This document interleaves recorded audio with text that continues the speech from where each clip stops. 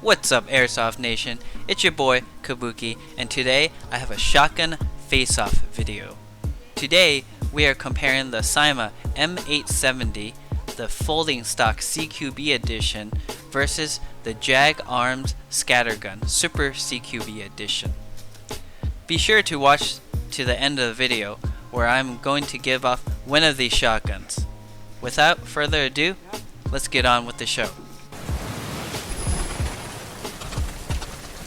Here are the stats of the Cyma shotgun.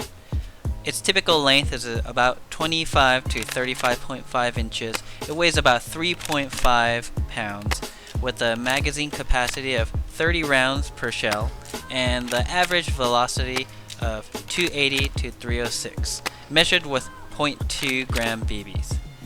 It has two fire modes, which is a 3-round burst and a safety. The Cyma shotgun also has the ability to be slam fired, and it's powered by a spring system. What you get in the package is a gun and a shell. It also comes with a fixed hop-up, meaning you can't tune it. Cost? It really depends on the models, and if you want full steel construction or polymer, it ranges from $40 for a mostly polymer shotgun to a full steel full construction shotgun, which will run you about $115. But today we are focusing on the folding stock CQB edition that's mostly polymer. That's about $70. Let's move on with the construction. It's mostly made of polymer, ranging from the grip, the trigger guard, receiver, ejection port, guide rails, fore end, and end cap. Even though it's mainly constructed of polymer, Cyma did take into consideration into the high impact parts and made them metal, such as the barrel, sling mounts, magazine, port cover, trigger, and folding stock. The metal parts seem to be well made, but the stock does wobble slightly. One interesting thing about the end cap is that you can fit about 2 shotgun shells in there, which is about 20 extra BBs at your disposal, which is pretty nice in a pinch. Just don't lose your sling mount in the process. One thing to note when buying this, it does not come with any sights. There are mods to put rails and sights on this gun, but that's a video for another day. So on to the feel and the function. Shouldering this gun is not bad. I'm about 5'5", 5'6", with the arm span and reach about 65 inches. And the length of pull is a little bit longer than I would like. I can go out and reach the fore end, but it would not be enjoyable doing this for extended amount of time. Another thing I would like to point out is the pump itself. You need to pull the pump all the way down, and I mean all the way. As you overcome the spring resistance, half-assing the pull will not load the next round of BBs. This is a little bit more difficult for shorter people like me, as you have to overcome the spring resistance and go all the way down. It is something you can get used to, and this point is very subjective, based on height and reach. On the plus side though, you can completely negate the difficulty by folding the stock up, and it becomes easier to rack the fore end, and it's easier to maneuver around corners. But you lose the stability and function of the stock, so it's a give or take situation. Now on to shooting. With all the stats being said, how does it shoot? It does quite well for its price range. Due to it being a fixed hop-up system, it does like certain weight of BBs. With .2, it does shoot a little high from the point of aim. .25s and .28s are where you really want to run the shotgun at. Now with the test, I am aiming at the 7 ring because it does shoot a little bit high. I'm going to do 2 distances, one at 20 feet and one at 40 feet. The first shot at 20 feet, I do get about 2 inches. Second one, I get about half an inch, and the last one, I get about 2 inches, which equals about 1.5 inches group average at 20 feet. At 40 feet, the first shot, I get about a 2-inch grouping. Second shot, I get about 4 inches. And the last shot, I get about 6 inches. which totals the average about 4 inches for the grouping at 40 feet. Overall, I would say it does pretty well for the realistic ranges that you're using it at. It has pretty tight groupings, and it's really effective for what it is. Now, onto the Jag Arms Scattergun Super CQB. Its FPS on paper is about 300 to 330 FPS. The average is about 295, and the high is about 360. You can get about 100 shots per fill on green gas, but I prefer using HPA because it's more stable. Now, firing modes. This is where it gets kind of fun. You do have your typical safety. You get your standard 3-shot mode, but you also get a 6-shot mode, and more on that later. It is also a fixed hop-up system. The package includes the gun itself, 3 shells, and a manual. So what's the cost of the Jag Arms Scattergun? It runs you about $155 for this version, and it can go up all the way to $305 for the SPX Special Edition. Construction. How is this gun constructed? Well, this gun feels really solid. Almost everything is made of metal. The only part that's polymer is the grip itself. Other than that, it's all metal. It does come with a Picatinny rail, which is a huge plus in my book, because it's optics ready. Feel and function. You can't really shoulder this thing, as it does not have a stock, but it feels very natural to aim.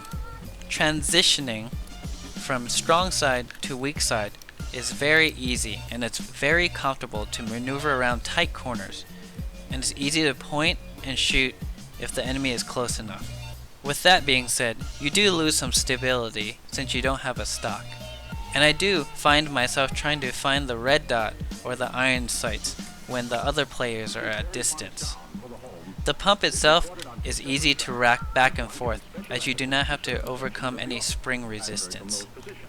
Another thing I love about this shotgun is the ability to go from its standard 3-round shot to 6-round shots.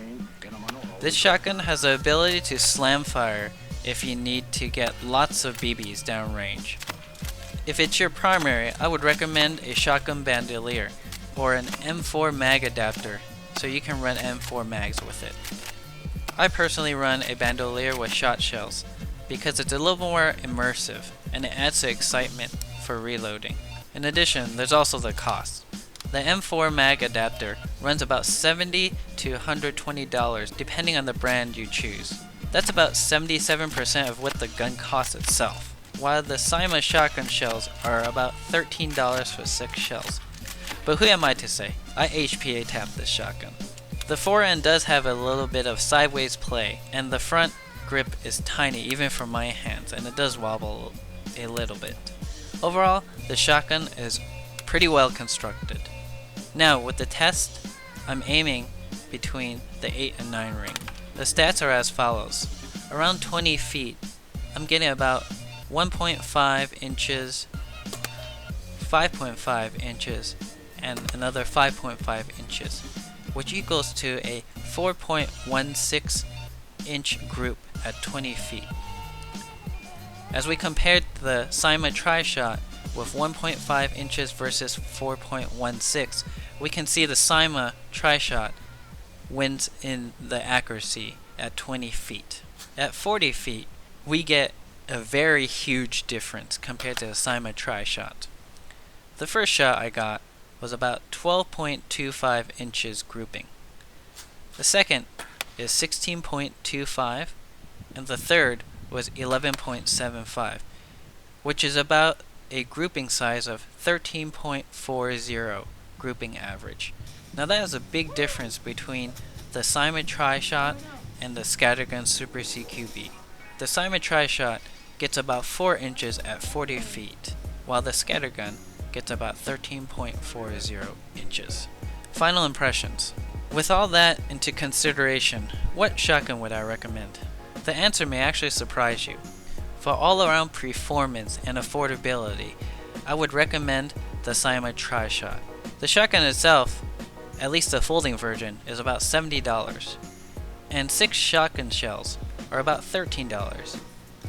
With those combined, you're good to play the Airsoft shotgun game with just about $83, and that is an insanely affordable deal. Also, let's say you try playing shotgun and it's not really your style of play. You'll just be $83 out of pocket. Now, if you play in an environment where it's extremely tight corners and it's very CQB oriented, I would recommend the Jag Arms Scattergun. They're really fun to play with, and even with the lowest price shotgun comes with a Picatinny rail and it's ready for optics. The cost may be a little bit more, especially if you run green gas. You can also HPA tap this shotgun if you really want to run a HPA setup to save some money, as I do. The quality of life and ease of use of this shotgun alone makes it well worth the cost. So there you have it, guys. In short, if you want to dabble in some shotgun play and don't want to spend a lot, get the Cyma Trishot series shotguns. If you really like playing shotgun and play in a CQB oriented field, I would invest in the Jag Arms Generation 2 Scattergun series. I hope you enjoyed this review. And now with the giveaway. Guys, I really appreciate all your support and love that you give me. So I want to give back to the community. I am gonna raffle the Cyma Trishot shotgun away to one lucky winner. To enter this giveaway, follow these 3 simple steps. Number 1, like this video, sub to my channel, and share this video with your friends. Step 2, follow my Instagram at KazKabuki21 and my Airsoft team, Celestial Airsoft. I'll put it down in the description below. And number 3, leave a comment on why you should win. The giveaway ends in October 18th, 2019 at 2200 or 10 o'clock Pacific Standard Time. With that being said, this is Kabuki, signing off.